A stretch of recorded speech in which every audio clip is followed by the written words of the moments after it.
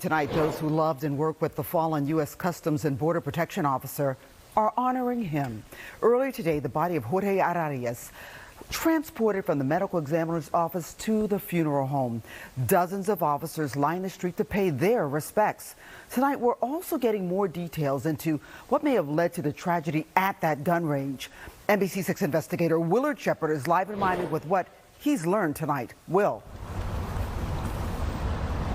Well, Trina, we are outside a respectful distance away from the funeral home here behind me, where this officer's body was transported when it left the medical examiner earlier this afternoon. And what I've been finding out, talking to our law enforcement sources and weapons experts about this, is that they were doing a more realistic type of training out there at the weapons range in West Miami-Dade County, and there was a tragic mix-up with the ammunition. Officers lining the street near the medical examiner's office when the body of Customs and Border Protection officer Jorge Arias came by. The procession honoring him made its way through the streets of Miami and to the funeral home on Southwest 8th Street, where the law enforcement community, those who served with him in the U.S. Coast Guard Reserve, and his family and friends are coming to pay their respects. He was very, very safe, and this is just a freak accident. What can I say? Even during her mourning, his wife spoke to us about the wonderful person he was and how careful he was with his work as a weapons instructor. Miami-Dade Police officially is calling the shooting an accident and continues to investigate.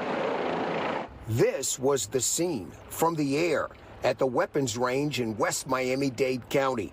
Law enforcement sources indicated to NBC 6 that Arias was conducting what's known as a close-quarter combat drill on the range, a simulation of entering a building or another scenario involving close contact with a suspect. NBC 6 was told that after a break, when the training resumed, there was a mix-up in the use of real ammunition and simulated rounds. Something like what's used in a paintball gun. That's when Arias was wounded. Retired police chief Frank Fernandez. This is a terrible tragedy, and I'm sure we're going to learn from this on how to avoid anything like this. This is very rare for this to happen because we have so many checkpoints in place to ensure that it's a safe environment for people to learn from.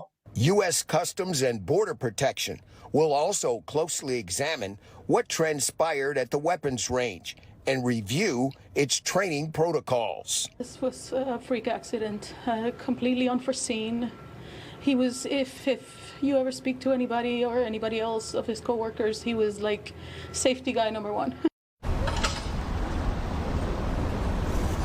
So when it comes to this, if you're a weapons owner and you go practice out on the range and wonder how could this possibly have happened, we're normally all lined up in a row and there's no one out beyond us when the range is what we call hot.